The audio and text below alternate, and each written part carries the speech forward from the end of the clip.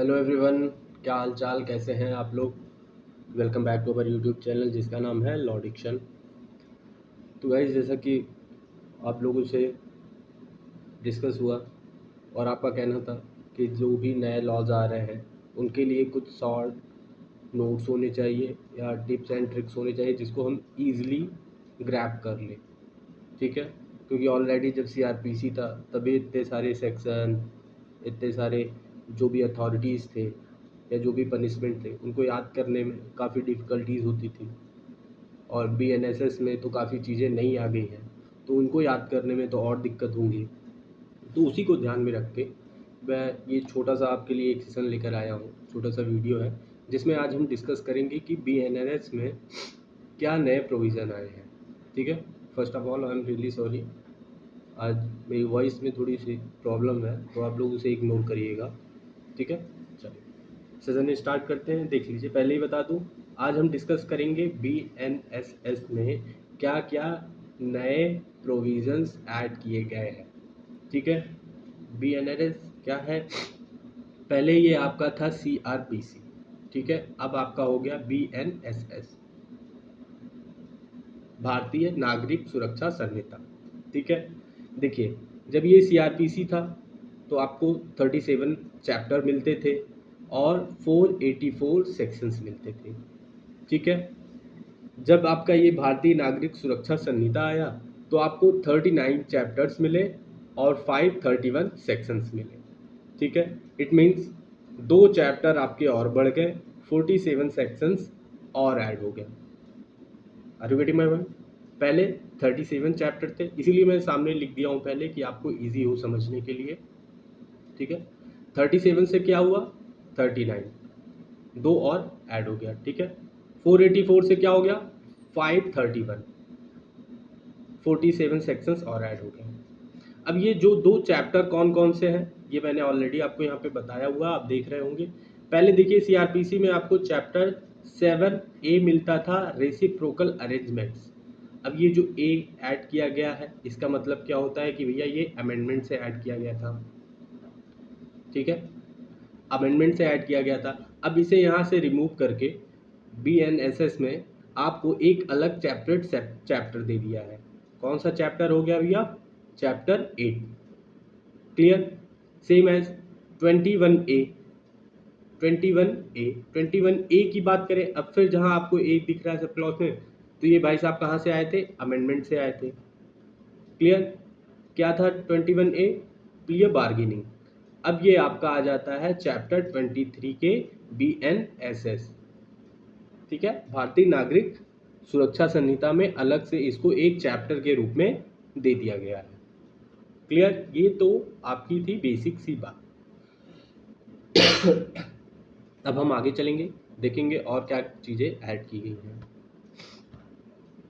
Sorry guys, देखिए पहले हम डेफिनेशन क्लॉज देख लेते हैं।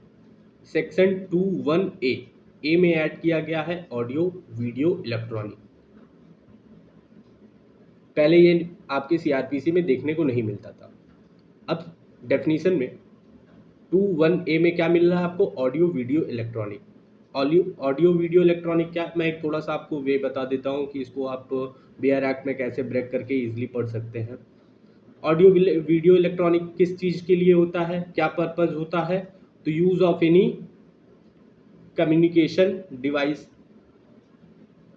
ठीक है, क्लियर, पर्पज़ क्या होता है, वीडियो कॉन्फ्रेंसिंग करने के लिए।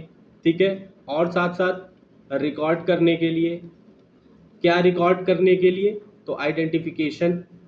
क्लियर, इससे और क्या कर सकते हैं, तो भैया search and seizure. Clear, audio video electronic आपके और कहाँ काम आएगा, तो एविडेंस में काम आएगा। अभी तो मैं जस्ट एक आपको वे बता रहा हूँ कि आप बेयर एक्ट को कैसे ब्रेक डाउन करके आप एक डायग्राम बना लीजिए या फिगर बना लीजिए, क्योंकि ये आपको लंबे समय तक फिर आपके दिमाग में बैठ जाता है।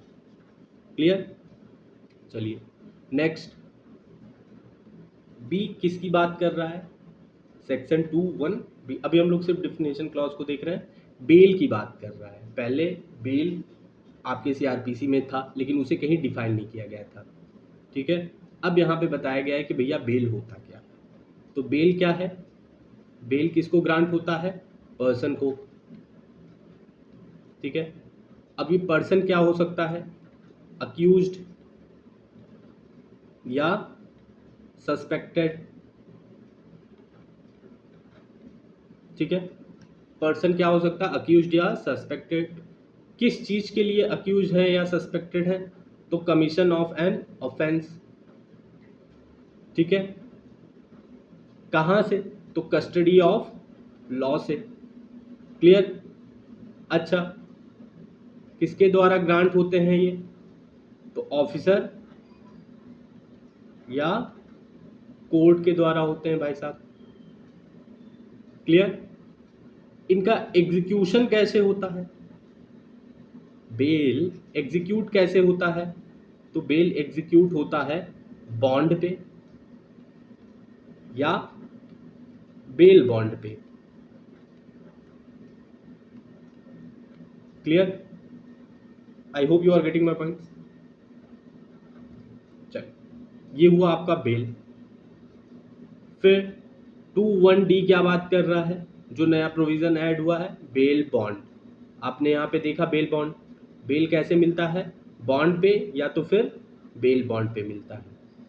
21E क्या बात करता है? बॉन्ड की बात करता है। बेल बॉन्ड ये आपका क्या हो गया? Bail bond. ठीक है। चलिए थोड़ा सा एक्सप्लेन कर देते हैं, जस्ट अ सेकेंड।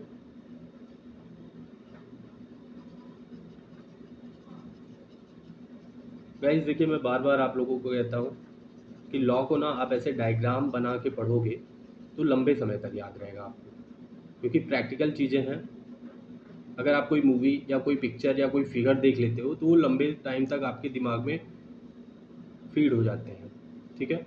तो आप भी कोशिश करिए इन सारी चीज़ों को ऐसे डायग्राम या फिगर बना के पढ़ने के लिए। चलिए बेल बॉन्ड देख लेते हैं। बेल बॉन्ड क्या है? ये एक तरीके का अंडरटेकिंग है। किस चीज़ का अंडरटेकिंग है भैया?